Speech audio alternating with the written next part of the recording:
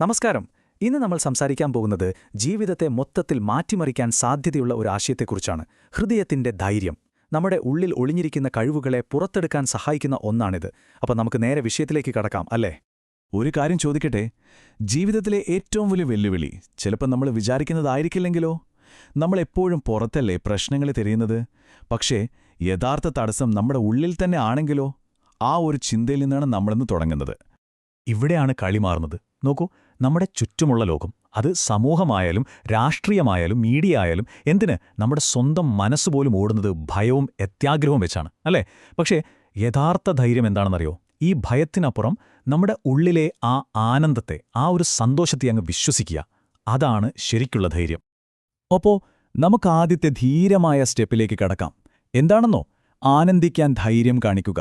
കേൾക്കുമ്പോൾ സിമ്പിളായി തോന്നാം, പക്ഷേ ഇതൊരു പോരാട്ടം തന്നെയാണ്. എന്തിനോടുള്ള പോരാട്ടമാണെന്നോ? നമ്മളെപ്പോഴും കേട്ട് ശീലിച്ച ആ കഷ്ടപ്പാടിന്റെ സൈക്കോളജിയില്ലേ, അതിനെതിരെയുള്ള ഒരുതരം യുദ്ധം. നമ്മുടെ ചിന്താരീതിയെ അടിമുടി മാറ്റാൻ ഇത് സഹായിക്കും. അപ്പോ ഈ ഭയവും സന്തോഷവും നമ്മുടെ ഈഗോ, അതായത് അഹംഭാവവുമായി എങ്ങനെയാ ബന്ധപ്പെട്ടിരിക്കുന്നത്? സിമ്പിളാണ്. ഭയത്തിലായിരിക്കുമ്പോൾ നമ്മൾ നമ്മുടെ ഈഗോയുടെ പിടിയിലായിരിക്കും. നമ്മളെ അത് കുഞ്ഞാക്കി മാറ്റും. പക്ഷെ സന്തോഷത്തിലോ നമ്മൾ ആ ഈഗോയ്ക്ക് മുകളിലായിരിക്കും. മനസ്സിന് അതിൻ്റെ നിലനിൽപ്പുറപ്പിക്കാൻ എപ്പോഴും ഒരു കഷ്ടപ്പാടൊക്കെ വേണം. എന്നാൽ ആനന്ദം അങ്ങനെയല്ല. അത് നമ്മുടെ ഊർജ്ജത്തിന്റെ പൂർണ്ണ സ്വാതന്ത്ര്യമാണ്. ജീവിതത്തിലെ കാര്യങ്ങൾ ശരിക്കും അങ്ങ് ഫീൽ ചെയ്യാൻ, അത് വേദനയായാലും സന്തോഷമായാലും, അതിനൊരു പ്രത്യേക ധൈര്യം വേണം. അതൊരു യോദ്ധാവിന്റെ വഴിയാണ്. എപ്പോഴും എല്ലാത്തിനെയും കുറിച്ച് ചിന്തിച്ച് അനലൈസ് ചെയ്തിരിക്കുന്നത് സത്യത്തിൽ ഒരുതരം ഒളിച്ചോട്ടമാണ്. നമ്മൾ അനുഭവങ്ങളിൽ നിന്ന് ഒളിക്കുകയാണ് ചെയ്യുന്നത്.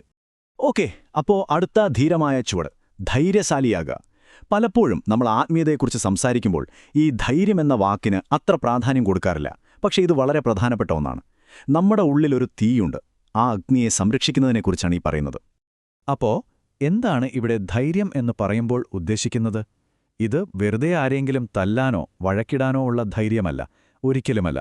മറിച്ച് നമ്മുടെ ജീവിതത്തിൽ എന്തു തന്നെ വന്നാലും, നല്ലതായാലും മോശമായാലും, അതിനെ എല്ലാം നേരിടാനുള്ള ഒരു സന്നദ്ധതയാണ്. ഒരു ചെറിയ നുണയ്ക്കുവേണ്ടി പോലും നമ്മുടെ ഉള്ളിലെ ആ വെളിച്ചം, ആ സത്യം കെടുത്താതിരിക്കുക.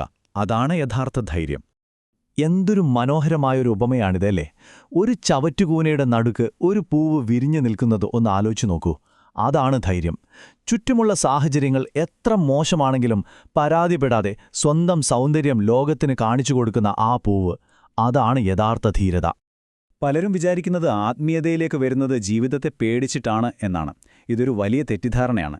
യഥാർത്ഥ മാറ്റം സംഭവിക്കണമെങ്കിൽ നമ്മളാ തീയെ ഒഴിവാക്കുകയല്ല വേണ്ടത്. നേരെമറിച്ച് അതിനെ നേരിടണം. നമ്മുടെ ഉള്ളിലെ പഴയതിനെയൊക്കെ കത്തിച്ചു കളയാൻ ആ ചൂട് അത്യാവശ്യമാണ്. അല്ലാതെ ആത്മീയത എന്നു പറയുന്നത് തീയെ പേടിച്ച് ഒളിക്കാനുള്ളൊരിടമല്ല, മറിച്ച് ആ തീയിൽ ചാടി ശുദ്ധീകരിക്കപ്പെടാനുള്ളൊരിടമാണ്. ഇനി നമ്മുടെ മൂന്നാമത്തെ ധീരമായ ചുവട്, സ്വയം പ്രകടിപ്പിക്കുക. നമ്മുടെ യഥാർത്ഥ ശബ്ദം കണ്ടെത്തുക. ആ ശബ്ദത്തിലൂടെ നമ്മുടെ ഉള്ളിലുള്ള ശക്തിയെ പുറത്തെടുക്കുക. നിങ്ങൾക്കറിയാമോ, നമ്മുടെ ശബ്ദം നമ്മുടെ വ്യക്തിത്വത്തിന്റെ ഒരു താക്കോലാണ്. നമുക്ക് ചിലപ്പോൾ വാക്കുകൾ കൊണ്ട് കള്ളം പറയാൻ പറ്റുമായിരിക്കും, പക്ഷേ നമ്മുടെ ശബ്ദത്തിന്റെ ടോൺ വെച്ച് കള്ളം പറയാൻ പറ്റില്ല. അത് നമ്മുടെ ഉള്ളിലുള്ളതെന്താണോ അതവിടെ പുറത്തു കാണിക്കും. നമ്മുടെ ശബ്ദമാണ് നമ്മുടെ ഉള്ളിലെ സാധ്യതകളെ തുറക്കാനുള്ള യഥാർത്ഥ താക്കോൽ. അപ്പോ എങ്ങനെ നമ്മുടെ ആ ശക്തി തിരികെ പിടിക്കാം? വഴിയുണ്ട്. ആദ്യം തന്നെ നിങ്ങളുടെ ശബ്ദം നിങ്ങളുടെ ശക്തിയാണെന്ന് തിരിച്ചറിയുക. സംസാരിക്കുമ്പോൾ ഒരു മടിയും പേടിയുമില്ലാതെ സംസാരിക്കുക. നിങ്ങൾ അങ്ങനെ സംസാരിക്കാൻ തുടങ്ങുമ്പോൾ തന്നെ നിങ്ങളുടെ ശരീരം, നിങ്ങളുടെ ഊർജം, നിങ്ങളുടെ മനസ്സ് എല്ലാം മാറും. അപ്പോൾ നിങ്ങളുടെ യഥാർത്ഥ കഴിവുകൾ പുറത്തു വരാൻ തുടങ്ങും. അപ്പോൾ നമ്മൾ ഇത്രയും നേരം സംസാരിച്ച ഈ ധീരമായ കാര്യങ്ങളുണ്ടല്ലോ, ഇതിൻ്റെ എല്ലാം അവസാനം നമ്മൾ എത്തുന്നത് ഒരൊറ്റ കാര്യത്തിലേക്കാണ്. എന്താണെന്നോ? നിങ്ങൾ നിങ്ങളായിരിക്കുക. അത്രയുള്ളൂ. ജീവിതത്തെ ഒരു നൃത്തം പോലെ കാണുക. ജീവിതം എന്ന് പറയുന്നത് കുറേ ടാർഗറ്റുകൾ തീർക്കാനുള്ള ഒരു ഓട്ടമത്സരമല്ല, അതൊരു ഡാൻസാണ്. ആ നൃത്തം ആസ്വദിച്ച് ചെയ്യുമ്പോൾ ബാക്കിയുള്ള കാര്യക്ഷമതയൊക്കെ താനിയെ വന്നോളും. ഈ ഒരു ചിന്ത തന്നെ നമ്മുടെ ജീവിതത്തോടുള്ള കാഴ്ചപ്പാട് മാറ്റും, അല്ലേ? ശരിക്കും പറഞ്ഞാൽ ജീവിതത്തിൽ അങ്ങനെ മുൻകൂട്ടി വരച്ചിട്ട് വഴികളൊന്നുമില്ല. നമ്മൾ നടക്കുമ്പോൾ നമ്മളുടെ കൂടെ വഴിയും തെളിഞ്ഞു വരും. അത്രയുള്ളൂ. നമ്മൾ ചെയ്യേണ്ടത് ആ യാത്രയെ അങ്ങ് വിശ്വസിക്കുക എന്നതാണ്. വളർച്ച എന്ന് പറയുന്നത് ഒരു തരം കച്ചവടമല്ല. അതായത് നമ്മൾ ജീവിക്കുന്നതൊരു സൂപ്പർമാർക്കറ്റ് സംസ്കാരത്തിലാണല്ലോ. പൈസ കൊടുത്തു, സാധനം വാങ്ങി. പക്ഷേ ആന്തരിക വളർച്ച അങ്ങനെയല്ല. അതൊരു കൃഷി പോലെയാണ്. വിത്തിട്ട് വെള്ളമൊഴിച്ച് ക്ഷമയോടെ കാത്തിരിക്കണം. നല്ല പരിചരണം കൊടുത്താൽ മാത്രമേ അത് വളരൂ. അപ്പോൾ ഈയൊരു വിശകലനം അവസാനിപ്പിക്കുമ്പോൾ ഒരു ചോദ്യം ഞാൻ നിങ്ങൾക്ക് മുന്നിൽ വയ്ക്കുകയാണ്. നിങ്ങളെ ഉള്ളിലൊരു തീയുണ്ട്. ആ അഗ്നിയെ, ആ വെളിച്ചത്തെ സംരക്ഷിക്കാൻ നിങ്ങൾ ധൈര്യപ്പെടുമോ? ആ ധൈര്യം നിങ്ങൾ കാണിക്കുമോ? കാരണം ഓർക്കുക, അതാണ് നിങ്ങളുടെ യഥാർത്ഥ ശക്തി.